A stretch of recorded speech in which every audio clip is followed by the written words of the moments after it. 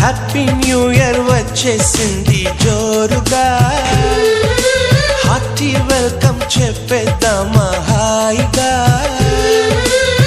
కొత్త కొత్త ఊహల్లో తెలిపోటియా, మనసులోని ఆశల్ని పంచుకో బ్రదర్.